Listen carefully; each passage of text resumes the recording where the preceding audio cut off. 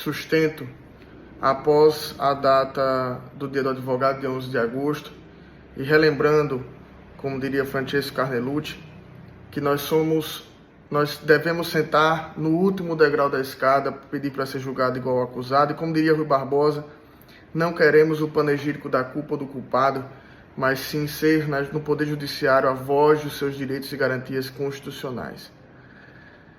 Voltando segundo a Constituição Cidadã, ser indispensável a administração da justiça.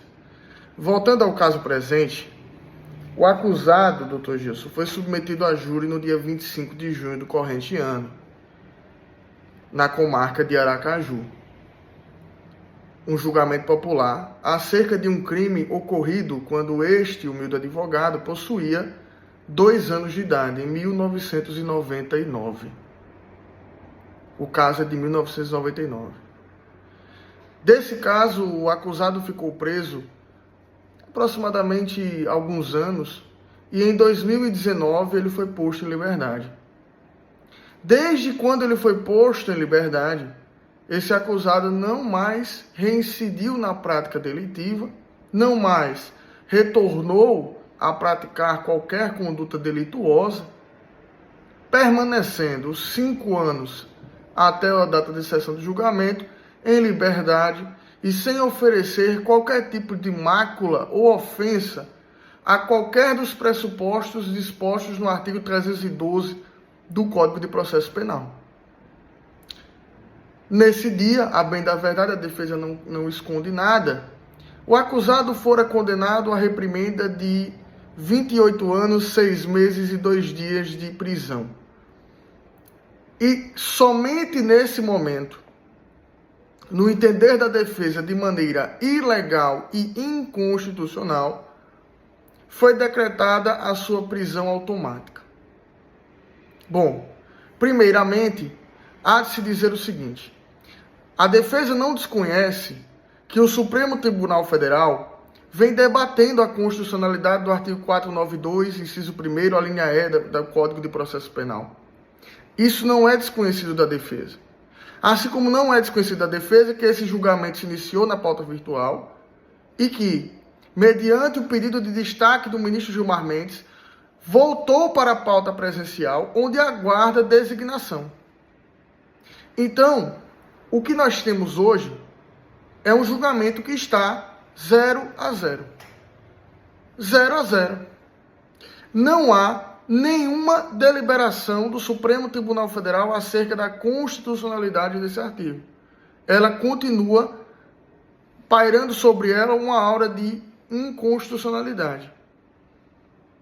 E há de se prevalecer um entendimento que hoje é dominante no Superior Tribunal de Justiça, de que a prisão automática, seja de qualquer tipo de condenação, não é aceita, segundo os entendimentos lançados pela Suprema Corte nas ADCs 43, 44 e 54, em que foi considerada inconstitucional a interpretação de que haveria a possibilidade de prisão em segunda instância. Aliás, lá foi a prisão em segunda instância, aqui nós estamos falando da prisão em primeira instância.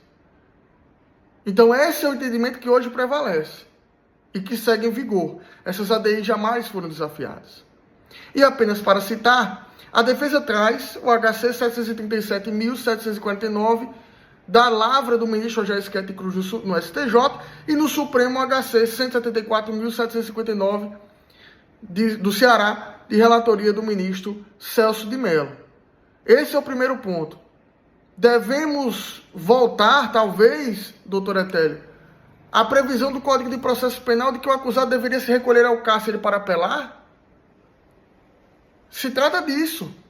Tendo em vista que o acusado tem uma apelação criminal que está em trâmite e que poderá, inclusive, desconstituir a sessão plenária. E aí, quais são os bens jurídicos tutelados? A garantia da ordem pública, que não foi ofendida durante esses 5 anos, e do outro lado, a presunção de inocência, que está sendo maculada, no entender dessa defesa, pela existência da condenação, da prisão automática oriunda de condenação pelo tribunal do júri. Ademais, há de se falar da ausência completa de contemporaneidade da prisão, pois, primeiramente, é necessário destacar que a prisão que está a se tratar aqui é uma prisão preventiva. Ora, se nós não temos uma prisão-pena, pois não há trânsito de julgado, e não é uma prisão temporária, por silogismo, estamos a falar de uma prisão preventiva. E como qualquer prisão preventiva, ela depende de uma contemporaneidade. E não há essa contemporaneidade com nenhum fundamento concreto esposado na sentença penal condenatória que serve como decreto de decretação da prisão preventiva. O fato aconteceu nos idos de 99, a prisão do acusado, repita-se, foi revogada em 2019, já dista mais de 5 anos, sem qualquer notícia de qualquer descumprimento cautelar. E vou me lembrar do que dito recentemente nesta tribuna pelo meu professor Matheus Dantas Meira, ao afirmar: a defesa utilizará de todos os recursos cabíveis previstos em direito para combater o que, no entender da defesa, foi uma ilegal determinação do júri. E para isso o acusado deve permanecer no cárcere, aguardando o trâmite dos recursos que a lei o faculta. É possível colocar sobre ele, impor sobre ele uma prisão preventiva pelo exercício de direitos e garantias fundamentais recursais? Essa é a pergunta. Além disso, a prisão preventiva foi decretada ex officio. Independente de qual seja a prisão, salvo a prisão-pena, toda prisão deve ser decretada mediante repressação da autoridade policial, pedido do Ministério Público, querelante ou assistente de acusação.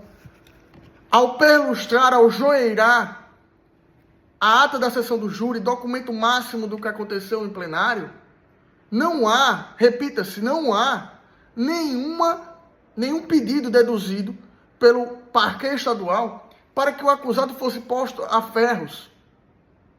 Trata-se de uma decisão surpresa do magistrado, que no entender da defesa viola o entendimento hoje prevalente no Superior Tribunal de Justiça e no Supremo Tribunal Federal, até o presente momento, diante da pendência de julgamento do recurso extraordinário e da validade das ADCs 43, 44 e 54. Diante disso, Excelência, de um fato tão antigo, com a prisão preventiva que dostou há mais de 5 anos da data atual, a defesa pugna pela concessão da ordem em revogação da prisão ou sua substituição por uma medida cautelar diversa que acautele a garantia da ordem pública e, ao mesmo tempo, permita que o acusado exerça o direito constitucional aos recursos inerentes ao processo penal. De mais a mais, retornando ao início da sessão, agradeço a atenção e digo que a defesa, a advocacia criminal, em que pese passemos por tempos sombrios, doutor Etélio, sempre estará ao lado da sociedade e sempre estará à ponta para combater um bom combate. Muito obrigado.